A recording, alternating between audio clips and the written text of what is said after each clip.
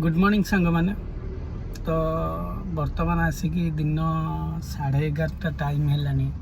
मु तो सका पलि आसी बुकिंग नहीं कि आमर नखरा जस्ट भितर को आउ तो वीडियो बनई पार नी जस्ट एवं ड्रॉप करके जस्ट ठिया आमर फुल नखरा ठू 5 किलोमीटर हम पछक तो ऑन कर कारण हूँ कि जे उबर आसिली पोखरी पटू तो मत देला 350 टंका माने 28 किलोमीटर पाखापाखि हम उबर देला तो ये रेटा आपण मानू केमी लगुच मत टे कमेंट करके जनातु कहीं जो रेट बर्तमान चली ओला उबर ओला दौर